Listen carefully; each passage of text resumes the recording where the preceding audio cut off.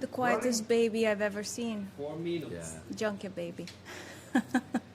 She's learned, she's found her place. Yeah, she's so mild.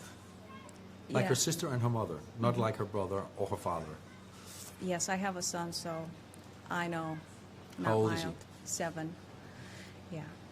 Interesting age. Yeah, for sure. So, how did you? This is your first series.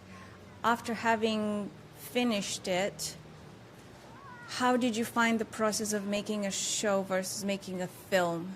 And did the reality versus the expectation align for you? Making a show, I approached this as making a movie, as a long movie. And I really enjoyed it, even though the working days and the shooting days kept coming. And coming and coming. The interesting thing about that is that, you know, after the normal 30 days of shooting, which is a normal film, and there was another 60 or something to go,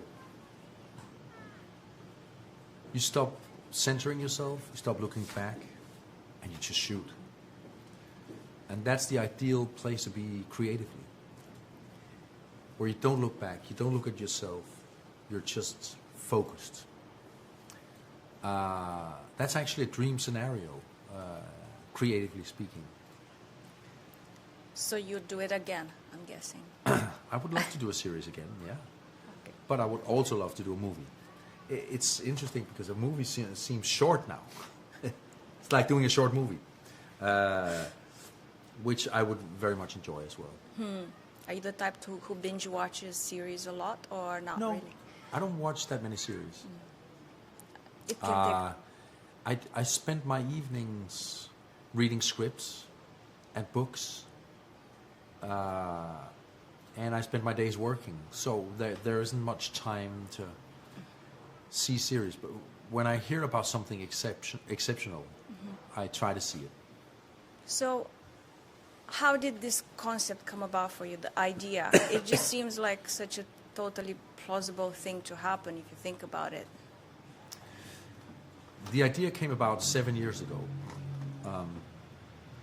And at that time, it felt completely implausible to everyone. It was like, that's a weird experiment, Thomas. And then the pandemic came, the water came to our country on the fields, and people are saying something else now. They're saying this is very actual.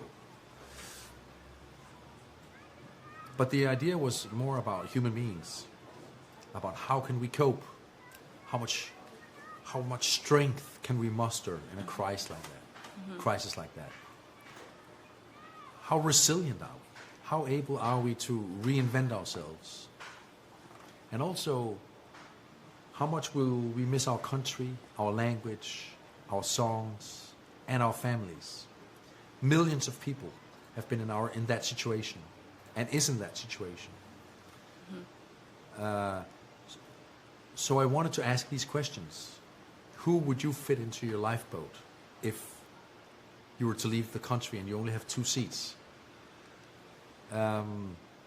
This is the question that a lot of people are being faced with.